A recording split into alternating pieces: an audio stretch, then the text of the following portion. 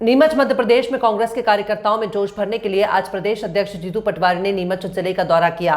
नीमच में गांधी भवन में संबोधित करते हुए कहा कि वर्तमान में जो गुटबाजी चल रही है उसको समाप्त किया जाए। हालांकि अभी चुनाव में काफी समय है, फिर भी उन्होंने कहा कि हमें विपक्ष की भूमिका बखूबी से निभाना चाहिए। आने वाले समय में कार्यकर्ताओं को मजबूत होकर पार्टी के लिए काम करना चाहिए। आगामी 27 तारीख को मऊ में जो बाबा साहब अम्बेडकर की जन्मस्थली मानी जाती है, वहां पर कांग्रेस के दिग्गज नेता भी शिरकत करेंगे। वहां के नेताओं को महू सम्मेलन में आने का न्योता दिया और अधिक से अधिक संख्या में महू में उपस्थिति दर्ज करवाए।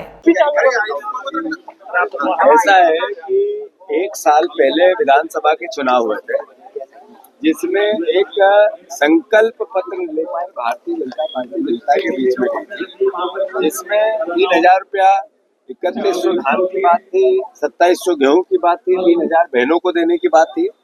एक साल से ऊपर हुआ, एक वादा भी भारतीय जनता पार्टी ने पूरा नहीं किया।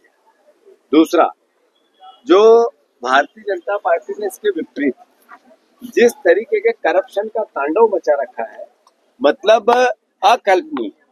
अभी थाने का काम सिर्फ एक बच गया कि अवैध धंधे चल रहा है, और कोई एक भी रेवेन्यू डिपार्टमेंट या सरकारी डिपार्टमेंट बिना पैसे से चल ही नहीं सकता है। पत्रकार भी जाए तो उसका भी बिना पैसे से काम करवा के लाके बता दो तुम लोग, मैं तुम्हें भी चुनौती देता हूँ सबको।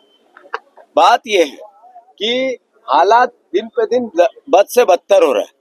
करप्शन और भारतीय जनता पार्टी एक दूसरे के पर्याय बन गए। भोपाल में 50-55 किलो सोना, 10 करोड़ रुपए नगद इनोवा में पड़े मिले।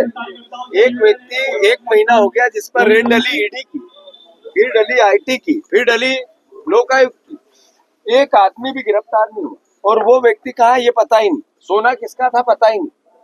फिर एक मंत्री दूसरे मंत्री पे आरोप लगा रहा, दूसरा तीसरे पे पूर्व पे लगा रहा। फिर भारतीय जनता पार्टी की अराजकता कितनी है कि एक मंत्री ने कहा कि मैंने सौरभ शर्मा की चिट्ठी नहीं लिखी। सौरभ शर्मा की चिट्ठी नहीं लिखी, वो पब्लिक डोमेन में मैंने ट्वीट किया, मैं संन्यास ले लूंगा। मैं उनसे कहना चाहता हूँ इस्तीफा दें विधायक पद से, अगर आप में थोड़ी नैतिकता बची हो। भूपेंद्र सिंह जी ने कल कहा कि अगर मेरी नोटशीट मिलेगी तो मैं राजनीति से संन्यास ले लूंगा। हेमंत कटारे जी ने प्रेस पे बात की थी, उनको चुनौती दी थी, तो आज उनको लेना चाहिए। चिट्ठी हमने पब्लिक डोमेन में ला दी है। बात यह है कि एक मंत्री जिसको ससुर ने 100 एकड़ जमीन दी, पब्लिक में मामला आया तो वापस ससुर की जमीन ससुर को दे दी। मतलब कितनी अराजकता हो रही है भाई, लूट की छूट। और भारतीय जनता पार्टी का नए भारत का निर्माण नरेंद्र मोदी का ऐसा चल रहा है।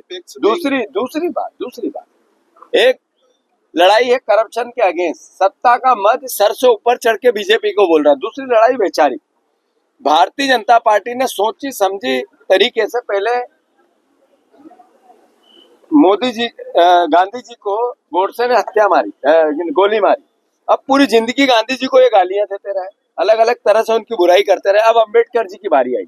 अमित शाह जी ने अम्बेडकर जी का अपमान किया, संसद में मजाक उड़ाया, कहा कि अम्बेडकर इतना फैशन बना लिया, इतना तो भगवान के नाम लेते तो स्वर्ग चले जाते। यानी तिरस्कार किया, अम्बेडकर जी के खिलाफ एक तरह से वक्तव्य दिया। ये मैसेज क्या है? ये मैसेज है देश के संविधान का अपमान। ये मैसेज क्या है? ये मैसेज है वही जो अब की बार 400 पार। क्यों? क्योंकि संविधान बदलना है, आरक्षण समाप्त करना है। ये भारतीय जनता पार्टी की मूल जो सोच है उसको उजागर करता है। इसके लिए पूरे देश के नेता भोपाल मऊ आ रहे हैं, और मऊ में बाबा साहब अम्बेडकर की जन्मस्थल पे सारे प्रदेश के कार्यकर्ता इकट्ठे होंगे। जो अम्बेडकर जी संविधान से प्यार करने वाला देशभक्त नागरिक इकट्ठा होगा। हम आह्वान करेंगे एक नई वैचारिक लड़ाई का, कि देश संविधान से चलना चाहिए, भारतीय जनता पार्टी के विधान से। ये लड़ाई का आगाज है कि देश उस विचार से चले जिसमें सर्वधर्म समभाव हो, या उस विचार से चले जो कट्टर नफरत और घृणा का हो।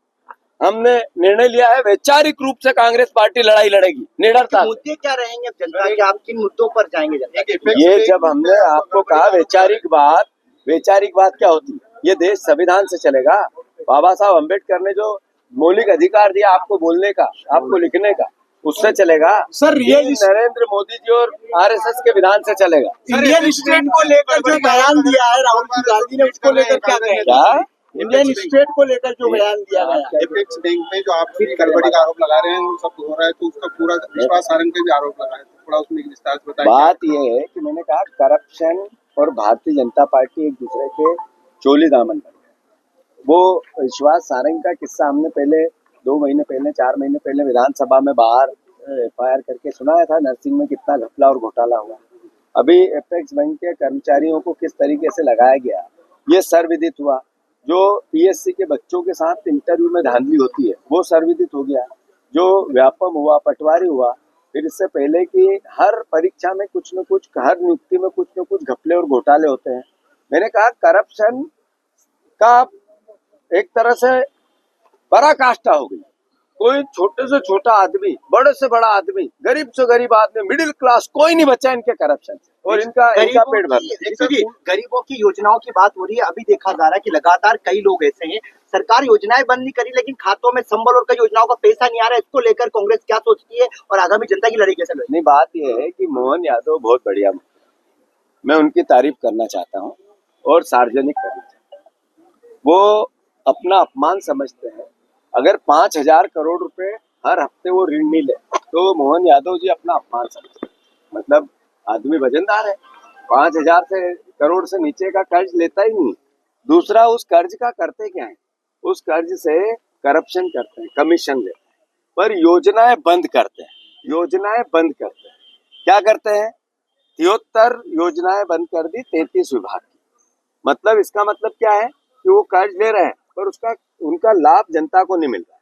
मोहन यादव जी की ये तो तारीफ करनी पड़ेगी कि उन्होंने कहा कि हम टोल बंद कर देंगे पर सरकार को पैसा बंद कर देंगे, ऊपर से पैसा लेते रहेंगे जो सीधे नेताओं के जेब में जाएगा। ये तारीफ तो मोहन यादव जी की है। मोहन यादव जी की ये तारीफ तो उन्होंने अभी कहा कि हम धार्मिक नगरियों में सब में प्रतिबंध लगा देंगे शराब पे। तारीफ का विषय है। उन्होंने शराब पर अवैध शराब बिकवाएंगे। ये मोहन यादव जी की मूल चरित्र है इस सरकार का। सर, एक सवाल है, KGF को लेकर जो मनासा का मुद्दा है, लोगों की मौतें हो रही है, आपने देखा